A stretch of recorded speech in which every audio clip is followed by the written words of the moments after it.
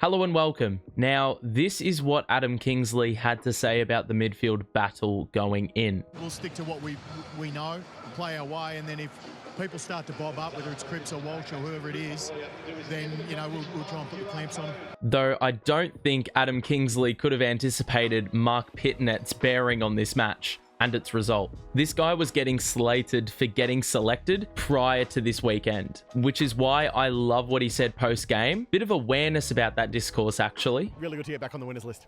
Absolutely. I was going to be a bit concerned if we lost the second game that I've come in and be like, I don't want to be the causation here. Marc Pittonet has held a massive stake in Carlton's reversion to 2023 clearance and stoppage form in a short but impactful stint. And in what may be one of my favorite analysis videos of the year, today we're discussing what that looks like, and then some. If you go on to enjoy today's video, make sure to drop a like and also support the show by subscribing if you are new, so you can remain tuned for when I do another analysis and when that goes out. That'll be next week, of course. And there's also an opportunity to become a channel member if you would like. Let's go. Now, Pitto had a superb outing. I admired his follow-up work tremendously with the ball in close proximity. He hit up a couple of lace-out passes as well. In my round 24 Carlton GWS analysis last season, I discussed how in missing the two players that start your possession, aka a tap ruckman, which was Pitto, and then the man he knocks it down to, which is Cripps, the Blues got smoked in the midfield. Little to no prolific ball winners. Tom Green capitalised on his advantageous matchup, and the Giants won clearances. Though the 2024 rendition showed stark contrast. Major wins in contested possessions, clearances, and the most potent output from centre bounce and stoppage by a team in any game this season. This sums up Pitto's impact and then also TDK's impact as well, because you can't forget him in all of this. I mean, they've experimented at different stages with the two ruckmen, but you'll never get a better return from two big men in one game than what Michael Voss got from Pittonet and De Koning today. People criticised the guy because of his pace. He actually slows the team down, and around the ground it is felt. But what you lose in that facet of the game, you gain within a much closer radius of the ball. Pitto was providing silver service to his midfielders. It just makes the game so easy. Whilst the turnover game is becoming more of a staple in the modern AFL to win games, when you have Patrick Cripps, contested monster, Sam Walsh, endurance beast, and then a nice complementary piece, whether that's Hewitt or Kennedy or Carroll, who provides a mixture of both, why not play into the clearance element more so and have a ruckman who can aid you in getting shots at goal with simply one kick out of the centre bounce? How did the Blues structure themselves to show off this blistering dominance? You can just see how the Blues were looking to get a bit of punch out the stoppage. There's all this space in front of Hewitt, and that's what they're aiming for here. And the Blues did well to be the initiators in the contest more often than not. In other words, they were first to the ball on a lot of occasions, had better positioning, and the Giants were second fiddle, almost playing damage control. Cripper mentioned this in the post-game discussing the ruck pairing. The 1-2 punch they had, they're both different, but they gave us first use, and we just talked about getting a bit more proactive and probably a drive with the footy. It's one thing we've been focusing on, and get the ball to the outside, we can attack. You'll see a beautiful combination of things at play here. That gap for the man at the back of the stoppage so they can get that drive, but also by running at the footy, the space opens up behind the stoppage. Good soft drop for Cripps is favourable with Riccardi on Pitto in the ruck. Walsh can wrap around the back with the newly opened space for him that Cripper inherited earlier, and with his youth over Ward and that bursting pace he possesses, he uses this to beat Ward. Green peels off his man to try get to Pitto, but it's a 2-on-1 because Ward got dropped, and there's that play on the outside due to the drive from an initial centre bounce. Textbook centre clearance work. Carlton get a goal with the kick on a platter to Harry. In this example, Pitto knocks it down to the front left of the contest into space, and this is definitely by design because Cripper is far more reactionary to it than Green is, meaning they've planned it. The ball doesn't sit for him though. Now, Carlton's inconsistency was on display in this game. Pressure low to start, strong to finish. Harry and Charlie were well held in the first half, unstoppable in the second half. Though a constant throughout all of this was the clearance dominance. At quarter time, Carlton were a huge +17 from contested possessions at quarter time and 7-1 in their favour from centre clearances. They kicked 3 goals from centre bounce in a quarter, which is something they've only done dead set 5 times in 92 games prior to this match. This kept the Blues very much in the match when they were getting slaughtered in open play away from stoppage. How did this actually happen? When you look at it from a rotational standpoint, TDK and Pitto alternating in the ruck worked wonders. Not for the fact you read the stats and see TDK's 3 goals, but for the fact that having 2 recognised rucks against GWS who have 1 recognised ruck means at stages there will be experience versus inexperience, and that's the difference between success and failure. Here you can see De Koning clearly trumping the matchup over Riccardi, and then with Tom Green looking to find space off the back of the stoppage, it simply gives Walsh boatloads of space to dispose of it with a simple sharp handball by Kennedy.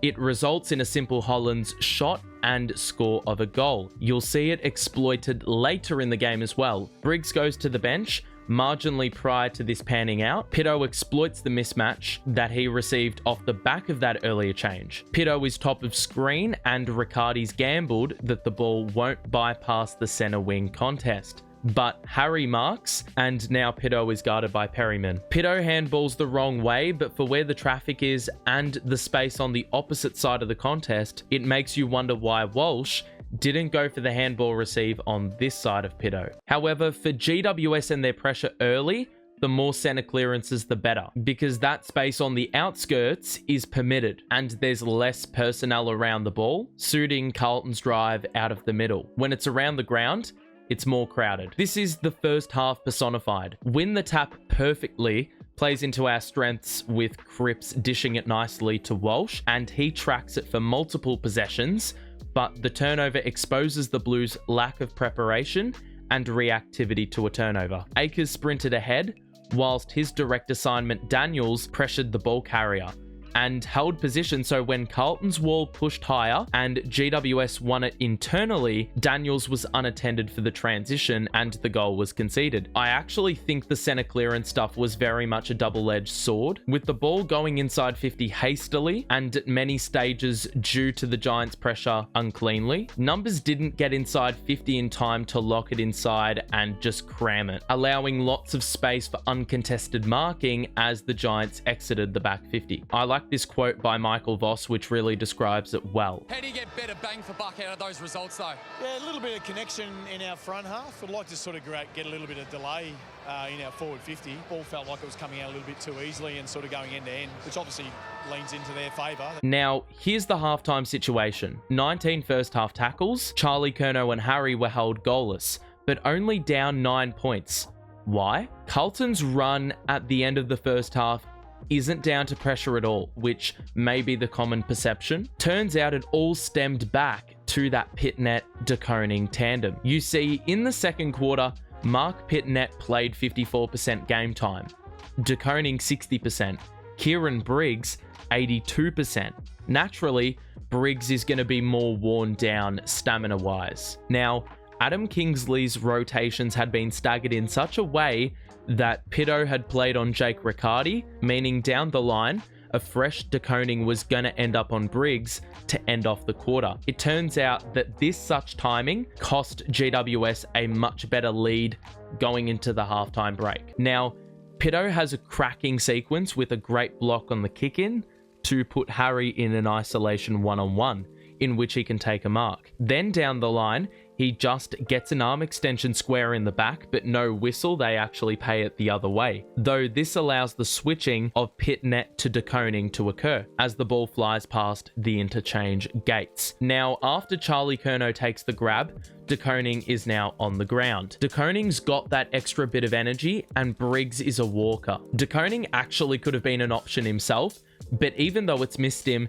he's in the general vicinity of where the ball's landed. Being an outnumber, even with Kennedy going up, now rendered out of the play, and Owies overcome by the evasive Ward, De Koning as an extra is really valuable. This kick is heavily affected, yet it really works out for GWS, though it is a double-edged sword. All good and well if you capitalize on that kick going inward and, you know, that corridor footy being played out, though turn it over and you are absolutely stuffed. Mistakenly, GWS blindsided themselves to the open side.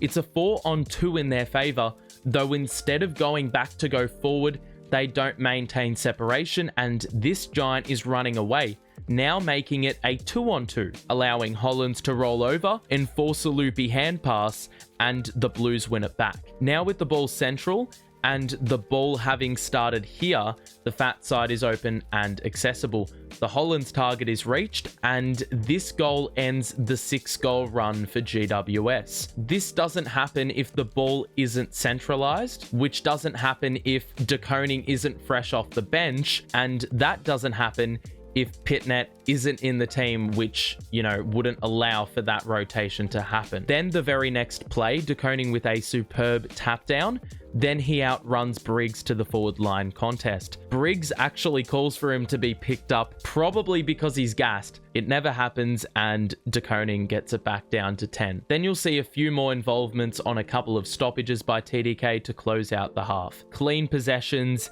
hit-outs, second efforts. And whilst this game was won in the third quarter, which was simply a sight to behold, the more important stage of the game, much like the opening round clash against Brisbane, where the Blues came back, of course, by like 8 goals down, was the end of the second quarter. If all Carlton had to show for their first half efforts was 19 tackles, getting outscored by 30 or so points in the second, and Charlie having to stabilize your backline even though you need scoring more than anything, it would be absolutely demoralizing. And you know how that rolls up a fan base. I mean, we don't know it any better. I mean, it's happened with this very team. And look, Pitto is very real for making this comment about the fans in his post-game presser. Oh, geez, it makes a difference. If they go quiet, geez, it gets a bit depressing out there. It's hard to get going. One simple rotation, only possible with Pitto in the lineup, made an absolute crap ton of difference to lifting the spirits in the building. By default, placing Carlton higher on the ledger going into the second half. Who would have thought? Look,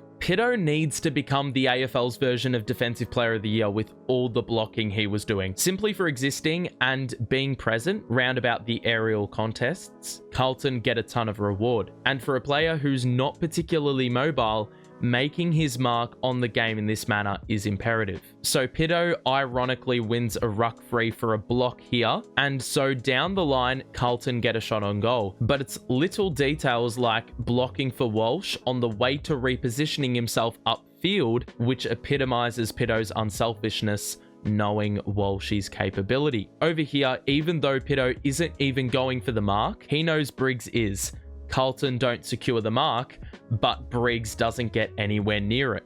And that is Pitto personified. He even did it in the center clearance as well. He's at the front of the stoppage as a lone number. There's all this space, so if the Blues get it out the front of the stoppage, which they do, absolutely apply that block to set your man free, bursting towards 50, enabling that attacking drive the Blues wanted, as we've previously mentioned. Forces a Giant to come up to the contest. Hewitt receives it with Walsh having drawn the man. As a result, an open blue right in front for the hit up, but that is a bit of a decoy with other Blues coming towards the ball.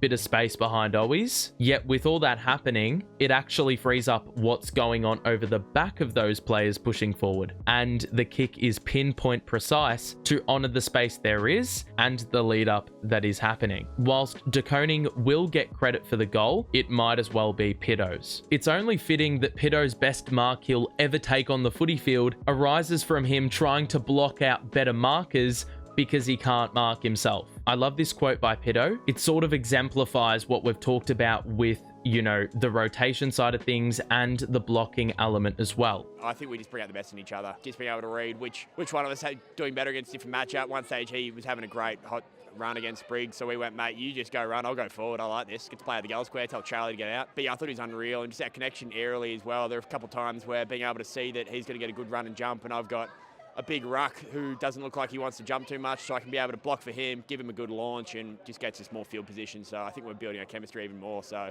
it's exciting to see where we can get to. Ultimately, Marc Pittonet's impact on the game was felt both directly and indirectly. Pitto's silver service tap work and work within the contest had a profound impact. And from an intangible standpoint, Pitto's off-ball selfless actions also had a very similar impact. Additionally, simply by existing, Pitto also forced the issue onto GWS as they were confronted with challenge on the rotational front. Of course, 2 rucks recognized as opposed to their 1 recognized ruck. Whilst the AFL's best in the modern game are mostly dependent on turnover, if you're Carlton, why not maximize the countless formidable trios you can put forth in the center and around stoppage by placing a quality ruck duo beside them? I think this sums up Michael Voss's very good problem to have right about now. Very difficult to isolate who their most important player is. They've just got a handful of absolute top liners that Michael Voss is still working out the best mix in the midfield with the ruckman, the best mix up forward, what weaponry he has at his disposal. I think Vossi sort of implies this with his post-game comments as well. Are you philosophically locked in on 2 rucks, or is it? No, not necessarily. There's a lot of discussion on 2 rucks or not 2 rucks. You know, clearly we had the dominance around the ball today. Certainly from centre square bounce we did. Their games were certainly impactful today. Where do you stand? Is Pitto's presence in the team merely situation-based, or is it an absolute given he plays every Carlton game? 2 rucks or 1 ruck? Let me know in the comments and show your support as well on the video. Thanks for tuning in, but until the next one, bye for now.